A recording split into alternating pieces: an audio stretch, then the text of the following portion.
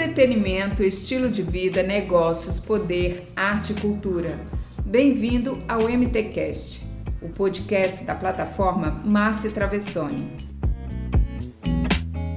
Bem-vindo, amigos. Vocês estão aqui no MTcast.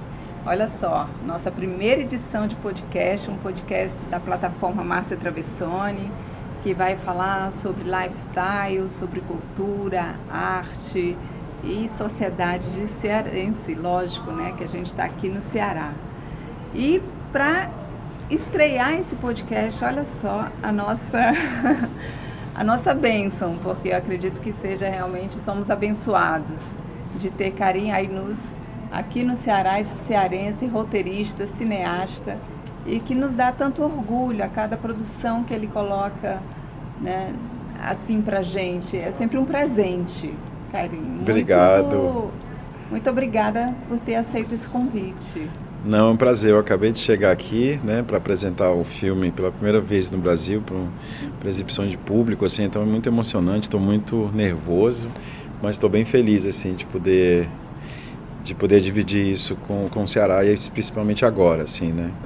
E a gente está numa temporada de Cine Ceará, 29ª edição, por isso eu convidei meu amigo aqui, Pedro Azevedo, que ele é curador lá do cinema, do Dragão do Mar, especialista no assunto, então a gente já é amigo do Karim há muito tempo, então por isso que eu... Obrigada também por você estar aqui com a gente. Convite. É um prazer estar aqui. Acho interessante porque ele chegou dizendo que ele está nervoso e a gente fica mais nervoso ainda. Né? Mas eu quero saber como foi?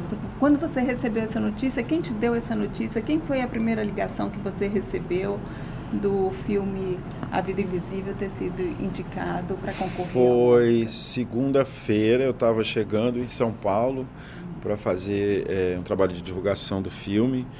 E eu estava entrando no quarto do hotel e, na verdade, eu recebi pela internet. Eu achei que alguém ia me ligar para me dizer que o filme tinha sido escolhido. Eu recebi pela internet e não acreditei muito, assim. E aí foi curioso, porque logo depois quem me ligou foi a Fernanda Montenegro. A gente tinha passado o dia anterior também divulgando o filme, fazendo uma coisa de entrevista à imprensa. E ela foi a primeira pessoa que me ligou com uma voz muito jovem e animada, assim, com a escolha, e muito orgulhosa, quer dizer, então foi muito emocionante, assim, essa sequência de coisas que foi, geralmente essas notícias boas a gente recebe com um telefonema e tal, e aqui foi, e aí eu acreditei quando eu vi que tinham 2 sites postando a mesma notícia, falei, pô, isso é verdade e tal. E você estava sozinho no momento? Eu estava, e aí a assessora de imprensa subiu logo depois, e a gente ficou sem saber o que fazer ali, muito feliz, e muito orgulhoso também, né? Porque é um ano que tem uma safra impressionante de cinema, assim. Eu acho que realmente é muito singular o que a gente está vivendo esse ano. Fiquei muito orgulhoso de estar junto do Bacurau, assim, que é um filme que eu adoro, assim. Tem um filme da Bia que chama Los Silêncios também, que estava concorrendo. Enfim, todos os outros filmes que estavam ali. E foi curioso, assim. Então, na hora que eu recebi a notícia, fiquei muito alegre. E aí, hoje, quando eu acordei de manhã...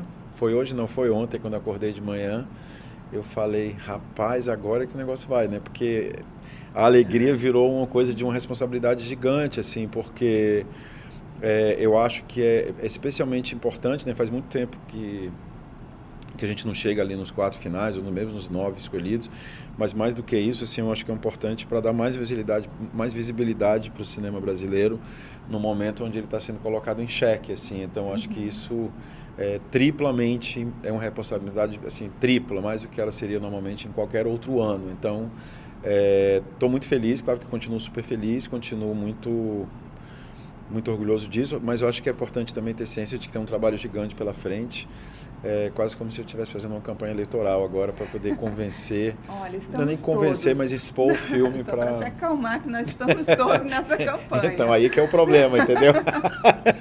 A responsabilidade é gigante, mas eu estou muito feliz, como se diz, é um ótimo problema. Que bom, que bom. Cara, é um momento histórico para o cinema brasileiro. A gente teve filmes que tiveram um espaço de muita relevância nos principais palcos de festivais internacionais. O Vida Invisível mesmo ganhou o prêmio Inédito do cinema brasileiro na Sertão Regá, em Cannes. E o filme tem acumulado uma experiência internacional, uma carreira brilhante. e de fato é um momento muito especial para além do cinema brasileiro, para o cinema cearense também. E você Exatamente. é uma pessoa muito importante para o cinema cearense, não só enquanto realizador, mas também enquanto tutor do laboratório do Porto Iracema, que é um espaço de criação muito importante, de resistência na cidade. E eu queria saber qual é a expectativa de estar apresentando o filme pela primeira vez aqui num espaço público como o Cinema São Luís, que é um cinema ligado à Secretaria do Estado, à Secretaria de Cultura do Governo do Estado, e de estar trazendo o filme para a tua cidade natal, assim. É muito especial, foi uma coisa que... filme, né? Na cidade natal. Assim, É a primeira exibição pública do filme no Brasil, assim, né? Então foi muito importante que ela se desse aqui. A gente realmente tomou a decisão de que ela se desse no contexto do Cine Ceará.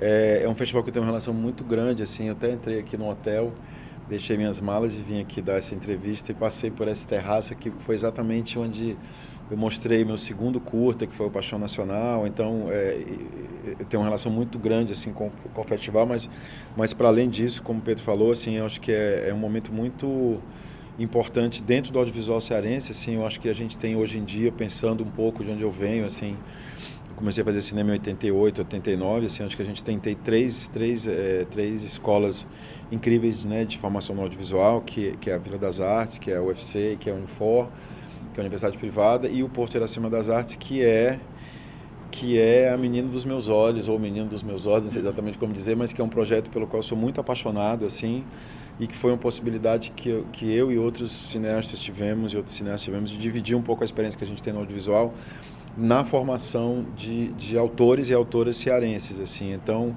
eu acho que tem uma conjunção de coisas que, por isso que eu falo, quando eu entrei no hotel aqui, que eu lembrei, eu acho que teve um momento de muita aridez, assim, na produção do audiovisual cearense, que eu acho que hoje em dia, não só pelos filmes que estão sendo feitos, né? A gente teve uma premiação gigante no fim de semana passado, com Pacarrete em Gramado, assim, então eu acho que pessoas que estão no laboratório, o Alan está no laboratório esse ano, assim, o Samuel, então eu acho que tudo isso é muito emocionante, não só por conta do filme, da estreia amanhã e tal, mas é muito emocionante também num momento onde a gente, né, onde o Brasil está sendo colocado internacionalmente como o país está queimando a Amazônia, como é um lugar das cinzas. Então eu acho que tem uma coisa que realmente é muito, que a gente tem que celebrar muito nesse momento, assim. E eu acho que é importante a gente jogar a luz nos lugares de resistência, nos lugares de exuberância, que eu acho que a gente tem no Brasil hoje, assim, porque eu acho que são eles que têm que ser celebrados. Então, nesse sentido, eu acho que é uma conjunção, eu diria, quase mágica, assim, que está acontecendo aqui nesse fim de semana. E fico muito orgulhoso de poder estar fazendo parte disso, antes de qualquer coisa, entende? Fala mais um pouquinho do projeto lá do Porto de Iracema. O projeto do Porto. Você sempre vem em Fortaleza por conta eu acho que eu venho mais ou menos 6 vezes por ano, assim. E é o máximo. A única coisa que eu diria, assim, que para mim é a palavra que eu definiria, assim, é um projeto inacreditável, é um projeto sem nenhuma arrogância, sem nenhuma, nem não querendo se mostrar assim com relação ao projeto, mas acho que é um projeto único no Brasil e muito singular no mundo. Assim, ele vem muito de um desejo de formação de profissionais que não são exatamente que estão em começo de carreira, mas estão em começo de carreira. Vem muito de uma experiência que eu tive durante muitos anos. Eu fui instrutor de laboratórios pelo mundo afora, assim, eram laboratórios que você encontrava com o autor uma vez, e a sensação que eu tinha é que você, né, você dava opinião sobre o roteiro, você falava, né, do que estava em jogo ali, da história que estava querendo ser contada.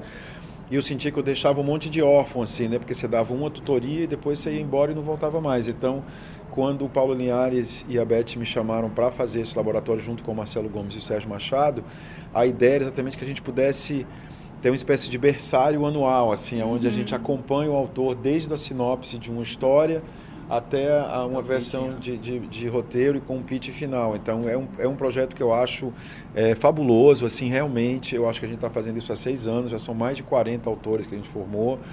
O projeto é um sucesso tanto no sentido financeiro, né, porque acho que a gente está sendo colocado em xeque várias vezes, falando assim, no dinheiro público, assim, na verdade, o que a gente trouxe de dinheiro para o Estado com relação às produções que estão sendo feitas aqui com os roteiros que foram desenvolvidos no laboratório é realmente muito grande. Amanhã a gente vai passar um vídeo sobre isso no começo da sessão para falar de números, que eu acho que é bacana a gente também falar de números, porque a gente tem uma atividade econômica importante, mas tudo isso para dizer que eu acho que é um projeto muito emocionante, porque eu acho que uma das coisas que a gente sempre tenta fazer ali, eu falo assim, é proibido filmar, né? Parece meio maluco falar isso, mas não é. É muito importante que durante esse ano que a gente, né, passa com os autores, são 6 autores, 4 daqui, 2 do Nordeste, esse ano são 4 daqui, 1 do Nordeste e 1 do Brasil, porque existe uma demanda, começou a haver uma demanda grande do Brasil, assim, com relação a essa escola. Enfim, eu acho que um projeto que tem que ser muito celebrado, acho que ele ainda é pouco conhecido, acho que ele devia ser muito mais conhecido, e como desdobramento do projeto no Laboratório do Audiovisual, né, que é esse ano que você passa, quando eu falei proibido filmar, é importante pensar, é importante, né, entender que história que você quer contar, por que você quer contar, né? Eu acho que o cinema é uma arte que tem um impacto político muito forte, então é importante saber por que você quer contar essa história agora. E tem um desdobramento do projeto que eu acho que é super bonito, que é os outros laboratórios, né? Você tem um laboratório de artes visuais, tem um laboratório de teatro, tem um laboratório de dança, tem um laboratório de música. Fico muito lutando para a gente ainda ter um laboratório de literatura, assim, que eu acho que é muito importante, que é onde você de fato consegue trazer jovens autores da periferia, né? Porque a literatura, você precisa de um computador hoje em dia, ou precisa de uma caneta e um papel, então, mas independente disso, assim, eu acho que é quase como se a gente estivesse vivendo uma utopia, assim, né? Essa coisa do laboratório. E é importante dizer que o laboratório também existe porque ele é alimentado por autoras e autores que vêm das escolas que foram colocadas aqui, né? Assim, eu até esqueci de falar também, tem a Casa Amarela, tem a Vila das Artes, tem a Universidade Federal e tem a Unifor. Então você tem ali uma variedade, uma gama de formação de profissionais no audiovisual que é muito, muito, muito singular, assim. Então a gente já pode dizer, né, que o Ceará é um grande celeiro, né, é bonito isso, porque na minha geração a gente dizia que o Ceará era um polo de audiovisual. Na verdade, eu acho que é mais bonito a gente dizer que o Ceará é um celeiro do audiovisual, assim, né? Nesse sentido, é uma das coisas que a gente vem lutando assim nos últimos anos. Mesmo, né? E não é só para fortalecer um Hollywood, nada disso, assim. Acho que é para a gente ser um lugar de formação de contadores de história, ou não contadores de história, que a gente faz o cinema experimental, enfim, mas é um espaço de ebulição de profissionais que imaginem, que pensem, que sonhem com audiovisual. Por que você quis contar a história da Vida Invisível? Olha, a vida... Duas irmãs. O filme A Vida Invisível, ele começa em 2015, na verdade, a partir de um livro que chama-se A Vida Invisível de Eurídice Guzmão, que é um livro de uma autora carioca, primeiro romance dela, Marta Batalha, e quando eu li o romance, tiveram várias coisas que me lembraram muito a minha experiência pessoal, assim, com relação a ter sido criado... Enfim, esse filme, na verdade, é um desdobramento de um filme que eu fiz, meu primeiro curta, que foi em 93, que é um curta que eu fiz sobre a minha avó, assim, minha avó... Eu não diria que ela foi uma feminista, mas eu acho que ela foi uma feminista, assim, uma mulher que criou as filhas sozinhas na década de 30, 40, 50. Minha mãe também foi uma mulher pioneira, uma das primeiras cientistas do Ceará, foi uma mulher que também foi a rima de família antes de qualquer coisa. Então, quando eu li o livro, eu vi ali que tinha uma série de espelhamentos, né, da história que estava sendo contada, junto com a minha experiência privada, mas mais do que isso, eu acho que era uma história que fazia sentido ser contada, que era necessária ser contada agora, assim, né? Eu acho que houveram tantas conquistas com relação à posição, conquistas e às vezes a gente também está numa posição bastante crítica com relação a isso, mas acho que existiram várias conquistas, e esse livro, ele, na verdade, ele faz um retrato de onde essas mulheres que hoje, que têm entre 80 e 90 anos, que lutaram tanto para estar vivas, para estarem inteiras, o que é que foi a vida dessas mulheres, como é que elas chegaram aqui. Então a gente olha para a década de 50 como um momento onde elas tinham mais ou menos 20, 30 anos, e na verdade eu fiquei com muita vontade de fazer um retrato de uma geração, e é isso que está no livro, é isso que está no romance. E o filme, ele, na verdade, ele é isso, assim, é um retrato de uma geração. Ele se passa basicamente na década de 50, a história de duas irmãs que são separadas pelo pai, com o desejo de manter uma tradição familiar, porque uma delas foge de casa, volta para casa, foge com o namorado, volta grávida, e ele esconde essa irmã que volta, ele fala para que ficou, que ela nunca voltou, então elas se perdem.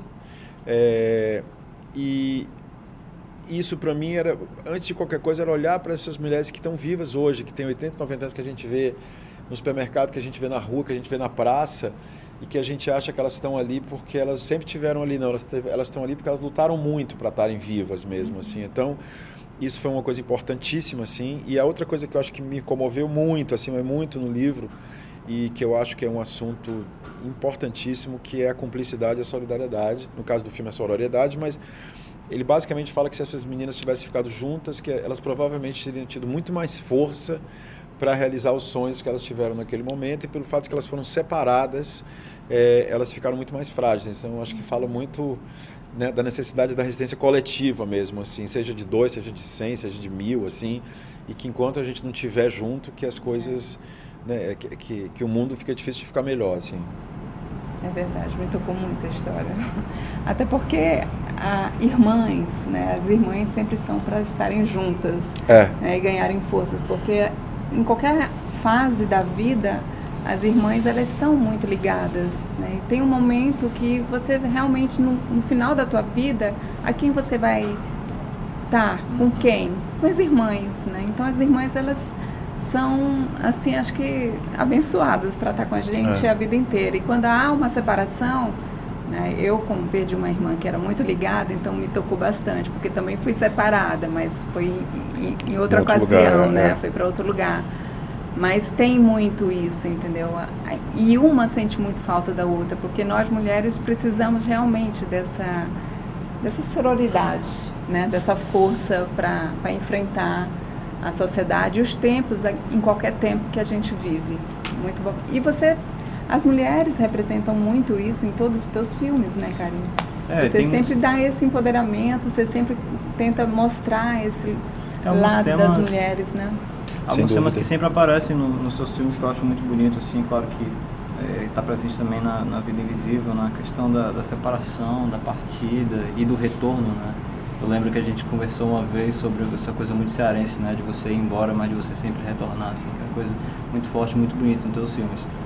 E aí, talvez para encerrar a conversa, eu queria que tu falasse um pouco sobre os seus 2 próximos projetos, assim, né? O que tu filmou na Argélia e um projeto que eu li recentemente sobre um filme sobre a história de amor dos teus pais, né? Deles se conhecendo. É o mesmo filme, meio... Eu estou fazendo agora um filme... A gente filmou um pouco no começo do ano, eu fiz uma viagem para a Argélia. Nunca tinha ido, meu pai é da Argélia, e eu nunca tinha colocado os pés lá, assim. E depois de eu ter feito esse filme sobre o filme da Marta, mas que é muito inspirado na vida da minha mãe e tal, eu fiquei com muita vontade de falar um pouco desse outro lugar, não no sentido só de fazer uma autobiografia, mas assim, de falar de um país que eu não conhecia, que é um país que está vivendo um momento de ebulição democrática muito forte, assim. Eu nunca fui na Argélia, eu cheguei na Argélia no dia acho que 14 de fevereiro, e no dia 22 de fevereiro começou um movimento popular fortíssimo, pacífico, assim, com a determinação de se retomar um governo democrático, um governo que estava ali na Argélia durante quase 20 anos, assim, e foi um presente da vida, assim, de nunca ter ido nesse lugar que também é minha casa, né, que é a minha outra metade, assim, e ter descoberto um negócio que estava acontecendo lá, que é muito impressionante. Então, inicialmente, o filme era muito tentar entender o que foi a Revolução, né? A Argélia foi o primeiro país do mundo que lutou contra o colonialismo, assim, então, o primeiro país do mundo que foi independente do poder colonial francês. Então, o filme inicialmente era muito isso, era uma viagem de barco para Alger. E em Alger eu passava alguns dias e depois ia para o vilarejo que o meu pai nasceu, tentando entender como que esse cara que veio do fim do mundo, assim, encontrou essa mulher que veio do fim do mundo, que era minha mãe e tal, e como que esse amor foi um amor possível num momento histórico que era a década de 60, assim, né, a década da Revolução Sexual, a década das conquistas dos direitos civis. Pareciam possíveis, um momento onde tudo parecia possível, e aquele amor deles foi um amor que foi possível, que foi tornado possível, assim. Então, foi um pouco entender a partir dessa história de amor, de onde é que vinha esse personagem que é o meu pai, de onde que vinha esse personagem que era minha mãe, através dessa viagem. É uma viagem que eu estou fazendo, contando um pouco em cartas, essa descoberta dessa nova pátria, assim, né? No caso, pátria, né? Mátria seria aqui. E ao mesmo tempo que aconteceu foi uma coisa muito impressionante, é que toda sexta-feira, desde o dia 22 de fevereiro até hoje, acho que são 26 sextas-feiras, a cidade inteira, o país inteiro vai para a rua de maneira absolutamente pacífica, assim, e as coisas têm mudado nos últimos 6 meses, e eu tive a sorte, na terceira sexta-feira que eu estava lá, eu filmei um ativista durante o dia inteiro, assim, no momento que ela começa a se preparar para uma manifestação, para ir para a rua até o dia seguinte, com um telefone celular, porque era proibido filmar, eles não querem que isso seja divulgado no mundo, tem ali. E foi muito bonito, assim, tentar entender, né, o Vida Invisível, os outros filmes são filmes de longa-metragem, que tem ali uma estrutura econômica muito maior e tal. mas foi muito bonito também essa altura do campeonato poder fazer um documento sobre um processo revolucionário mesmo, assim, sabe? Ainda mais, né, com o que a gente está vivendo no Brasil hoje, assim, um cerceamento à liberdade, uma questão da censura. Então foi muito bonito estar num país que é também meu país. Que bacana. Só voltando um pouquinho, né, do Vida Invisível, a Fernanda Montenegro, ela tem hoje a idade que teria tua mãe?